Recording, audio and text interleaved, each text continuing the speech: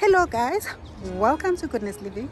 This is Tobile. I am coming live from Devon North, South Africa. So I am excited. I am here at the park. So today I want to address questions that you guys have been asking me on my comments sections. So I'm not going to be answering a lot of questions. It's a few questions, only 5 questions that I'll be answering your questions. So, but I think I'm going to add one out of those 5 questions that I believe that will be interesting, but may not be something that you've asked directly. So, yes, the questions that you have asked are about the village land. And I know I've been answering those questions in my comment sections. So I decided to say, you know what, let me do a video answering those questions collectively. So yes, guys, you've always been interested in finding out about the village land. So I know some people are really interested. I've got our fellow South Africans who are staying abroad. So when they see you doing what you are doing, they get so interested. So now there are questions that I usually get. I answer those questions individually, but today I decided to say, you know what, let me just do a video so that I can ask those, so that I can respond to your questions. So I'm gonna go and sit down. I'm here at my favorite park, so I'm gonna go sit down so that I can answer the questions. So it's in the afternoon, guys, so before it gets dark, let's answer your questions. And I'm hoping that as I'm walking, that the video is not having that noise or creating draft, because it's kind of like windy. But I'm gonna just go sit down, then I can address the questions quickly.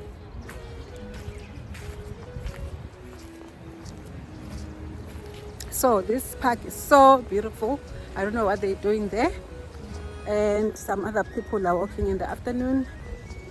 I wish I could be walking, but I know it's gonna get dark, and I also wanted to do this video. So guys, if you haven't subscribed to our channel, consider subscribing. We'll really appreciate it. If you've always been watching our videos, thank you so much for always coming back to watch our videos. I do not take you for granted. Thank you guys. So on our way to 2,000 subscribers, it has taken us this long to get to 2,000. To get to 1,000 it was quicker, but now to get to 2,000, that's where the challenge is. But we are still pushing. We're going to continue to push. Okay, I'm trying to get proper light, but before it gets dark, I am like Makoti today. Makoti for the villages. So yes, so this is how the Makotis dress up.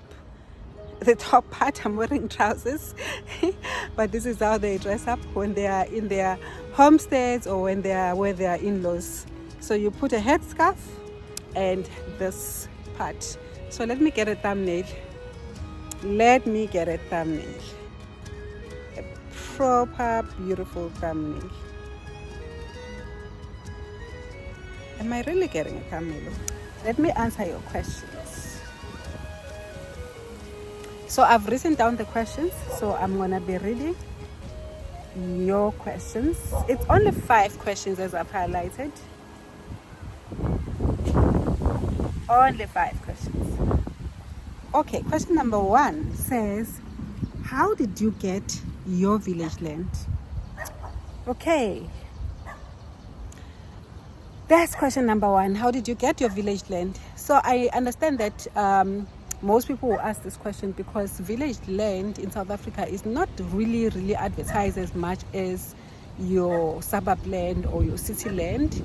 So city land is easy to find. You just go to Google and go to those property platforms, and then you can just search for a property that you want. Whereas with the village land, because it's not advertised as much, it's so difficult to find it. So even for us, when we wanted to find land, it was not just an easy, quick fix, whereby we just said, you know, you want a land, and we also decided as to where we wanted land. I think I've done one video, I'm not sure, I did one video where I was highlighting what we had to go through to get to the land. But it was only addressing that one question. But now I've got 5 questions collectively. So if if like really you want to, because I won't be in detail as the other video, so if you want to know more, you can go to that video. So it wasn't a quick fix, so we had to do a lot of things to try find land.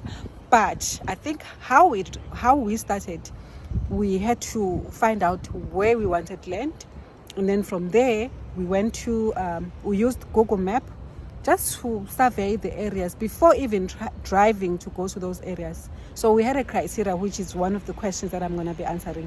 We had a criteria in terms of what type of land we were looking for, which areas were we going to consider, which ones we were not going to consider, like how much it was going to be, and all of those kind of things.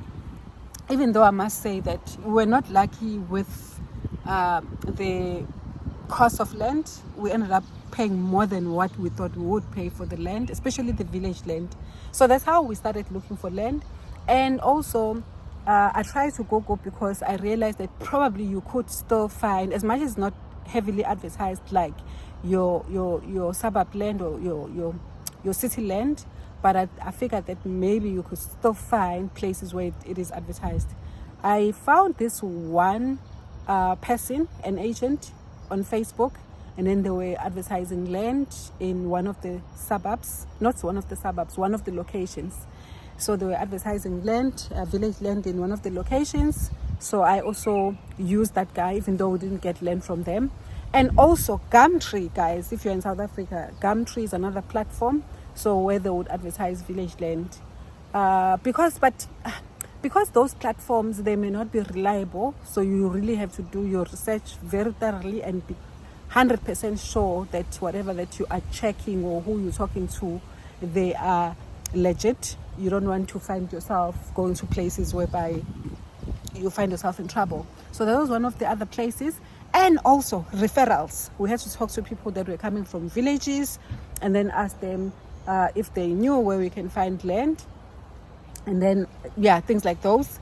And also along with us having to check the areas that we were interested in, check Google Map, and then up until we decide to drive to those areas, we had to, when we decided to do all of that process, and then we have decided that okay, we want to go to visit those areas. When we go to those areas, we used to go to we used to ask for the chiefs. We'll ask people in that neighborhood, ask for where the chief place was, or where the headman's home was, or homestead, and then also ask around, and then we'll go there, and then depending on whether the land was there or not, then at most the chief would advise us to say, okay, I have land or I don't have land. But in our case, we were not lucky, because the chiefs that we visited, all of them said they did not have land. So one chief or headsman, they said they did not have land, and then they referred us to go to people, ask people if they had land that they can actually cut for us. So that's basically how we look for land. So that's how we found land. That was question number one. I think, that was question number one. Okay.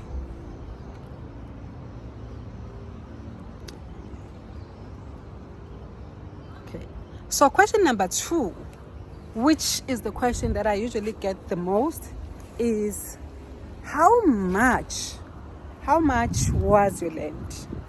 How much was your land? So if you are a person that is not comfortable to always disclose money issues, you would not want to answer this land.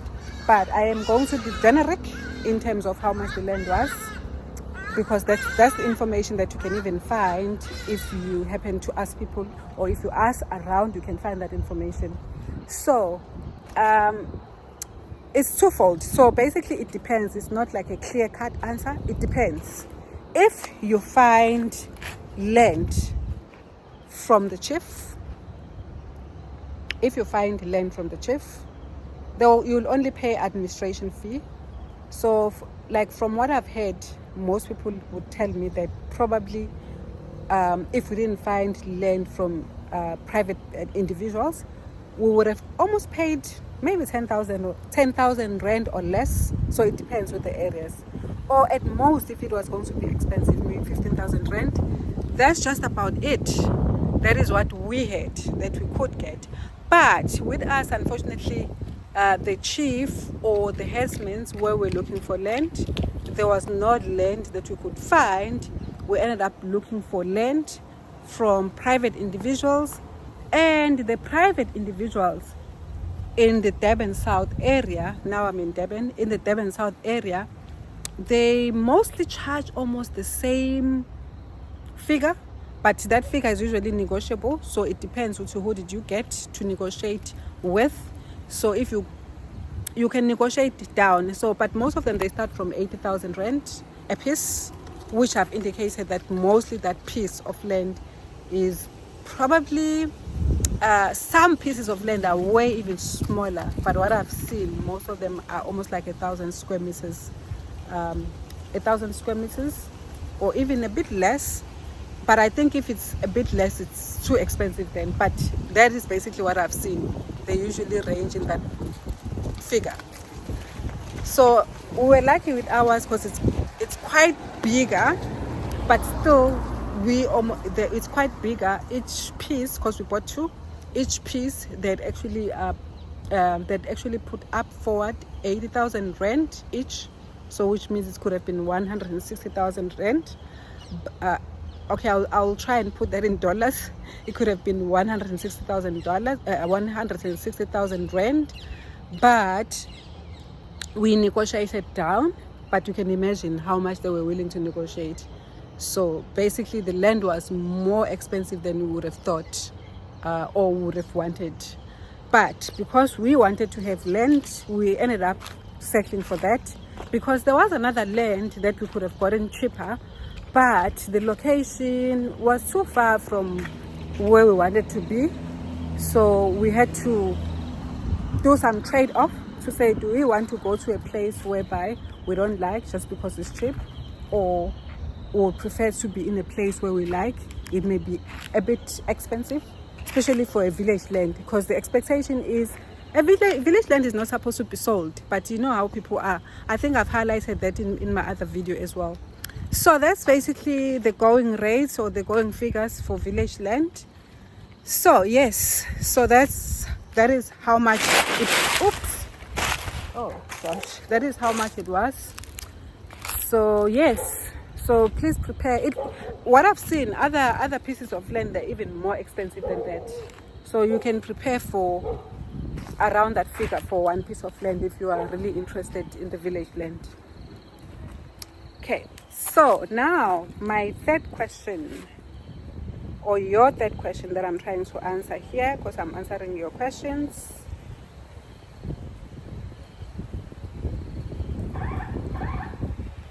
What was your land criteria?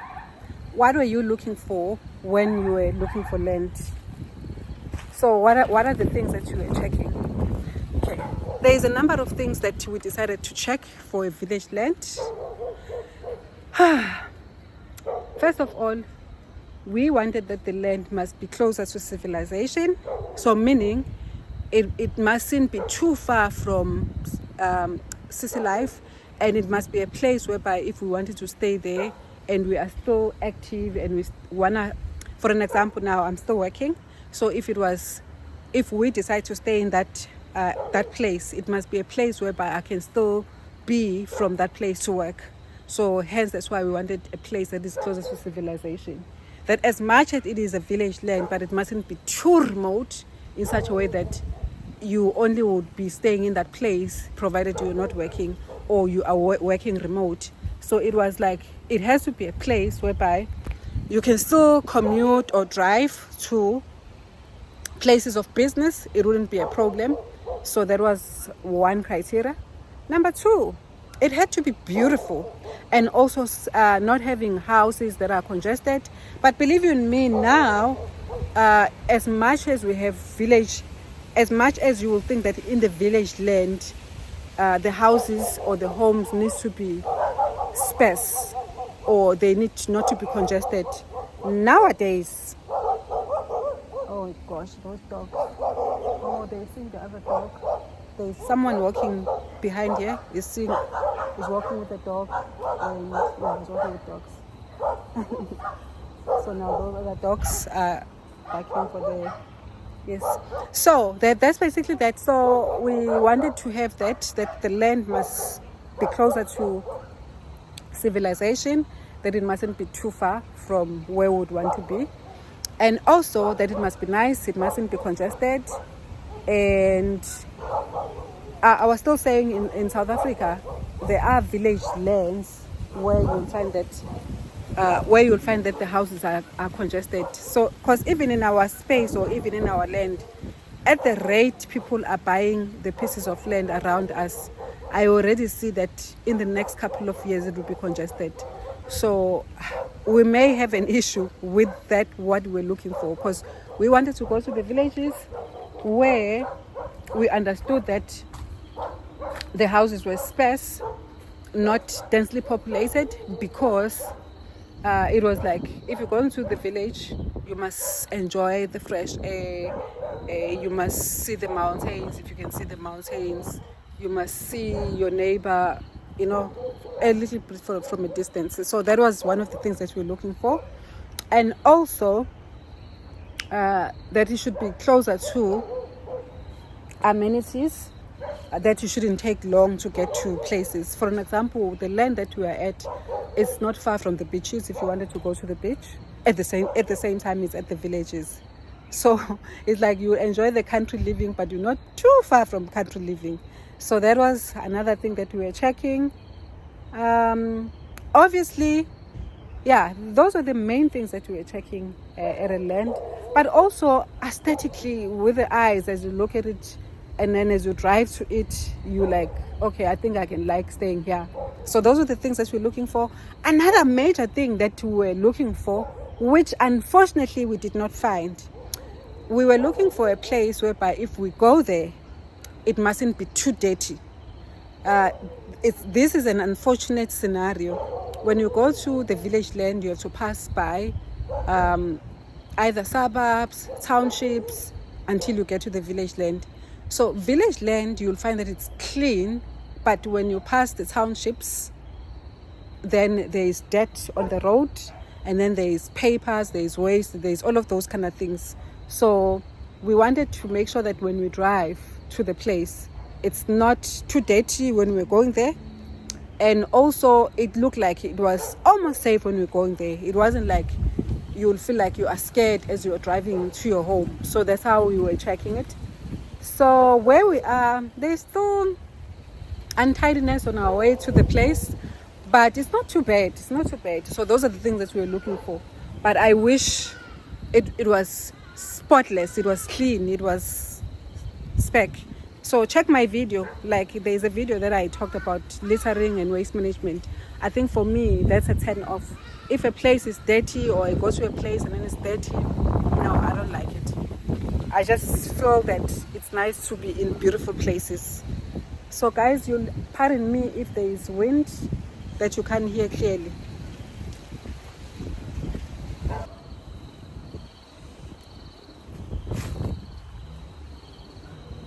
Okay, I'm checking your next question.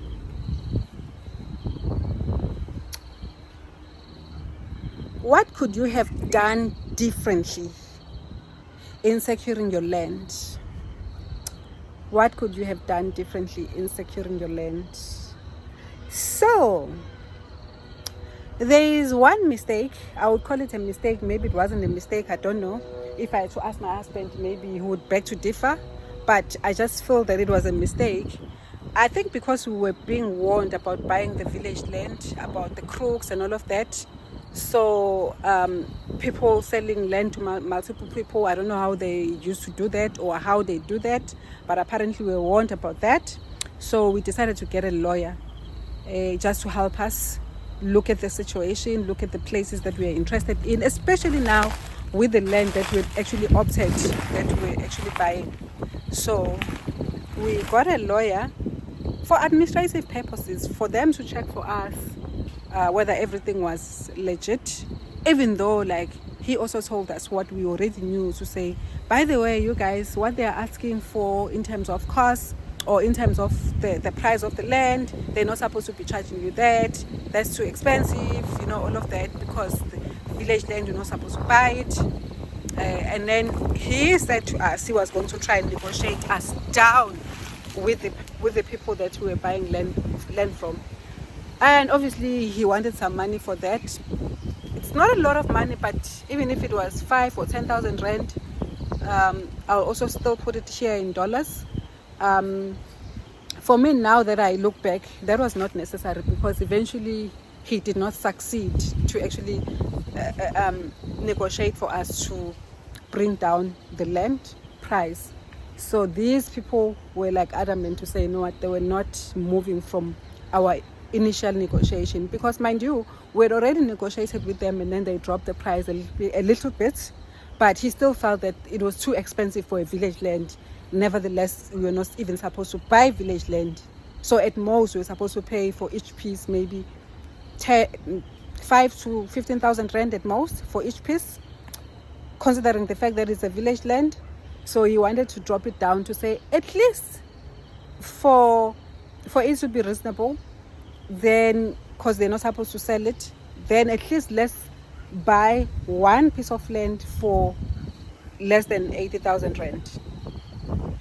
Remember I told you that we bought 2 pieces, so he wanted to at least for us to buy it for less than 80,000 rand instead of buying both of them for 460,000 rand.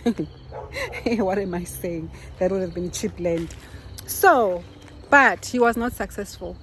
So, but you know how lawyers are. If they've already committed to saying they're going to do something, and you already paid, because they wanted to pay in the first place for that service, we're already paid, and he was not successful. So those guys, they just didn't budge. So that was not helpful at all.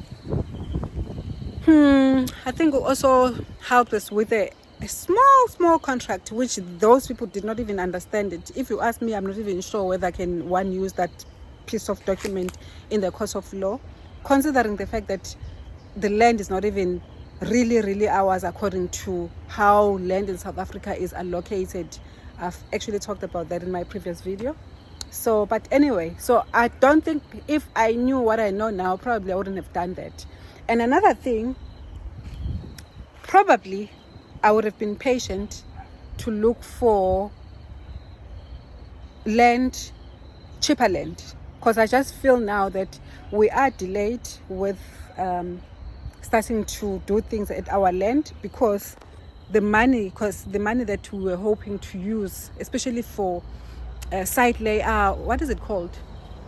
That first process when you are trying to build, site establishment, that's the right word.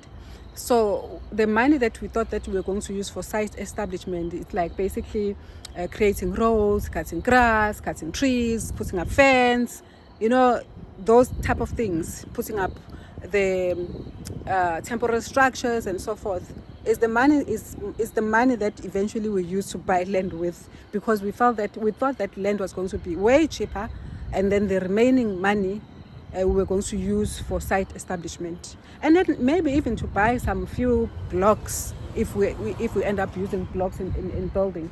So that's what we thought we'll do, but unfortunately we ended up using all the money, even the money that we had actually secured for site establishment, to buy land. So that's basically the things that I would consider or do differently if I had to buy land again. But I love the land that we bought. It's just that, so as I've highlighted now. So that's what I would do differently. And then what else? So that was question number 3. Then that was question number 4. Then question number 5, which is the last question. Now, tell us the real reason why you're buying land at the villages. Again, there is a video that I did with trying to highlight why an interest in our village land. I explained there in depth as to why I'm buying land, or we are buying land at the villages. So there was a time in our lives where there was scarcity, and because of scarcity, it made us think differently about how we want to continue with life. So we actually realized that, with our bonded houses, should you not work or something happens with your business and you have not fully paid it up, then you've got a problem. So we wanted to have a place where we can call it home should things do not work out. And we actually know that there is a family home that would have paid for cash, built for cash, and not owing anyone, because we are aiming to build for cash. But I guess maybe we're going to end up taking a bit longer because we don't have cash at the moment. We're still putting it together. So we're going to build bit by bit, do things as we save. Luckily, we've got our homestead where we are currently staying. So it's not like there is a lot of pressure to do that quick. So that's the real reason why we're buying land. But besides that, we also do other things like a little bit of farming, have chickens, have goats, have sheep, have your own eggs, have a sustainable way of living. So that's what we want to experience with building at the villages. So that's the real reason why we decided to build at the villages. But if you ask me, I think I've also highlighted whether are we going to stay there full time once we finish building. I do not think so. That's for sure. I do not think so that we'll stay there full time, but we'll see. Maybe things will change, or maybe how I think about it now would change. But from where I stand, or from what I think, I don't think that we would be there like full time. I think it would be a matter of like our second home, whereby we just do things there. We do our farming, we tree planting, fruits, veggies. We harvest and then we go to our suburb home, or we stay for what is it called? Maybe we stay for summer or whatever it is. It would depend. But I don't think at this point, as I'm saying now, things may change later. I don't think at this point that we are going to be there full time. So, because another thing that I've noted, as much as it's not far from amenities, but there are certain things that are not there, which will be a problem. So, which means, for an example, my son's school, if my son is still going to the same school where he's going now, because my son goes to a special needs school, so if he goes to the same school, even in the near future, we'll have a problem, because I haven't seen any special needs school closer to that area. So that's another thing that will make us to decide as to how we're going to move forward, unless if my son ends up doing a homeschooling and then we find ways of making sure that he's still learning as much as we are at home. So hence that's why I'm saying it will depend. It's not a straightforward answer, but that's what we are thinking or do. So guys, I think I've taken longer than I thought in answering your questions. So, but this is that was the last question, the fifth question, because I said I'm only answering your 5 questions. I keep on making reference to other videos that I've done. It's because now I realize that some of these questions that I've just answered here are the questions that I've already answered in one of the other videos. In my other videos. So maybe it could be 1 or 2 questions, or maybe 3 questions that I've not touched on in the other videos, but now I'm realizing that I've answered. So if, as I've indicated, if you have not subscribed to this channel, thank you so much. Consider subscribing. So I'm closing this video now because it's getting darker. It's in the afternoon. So I'm closing it, and thank you for always watching. I really appreciate it.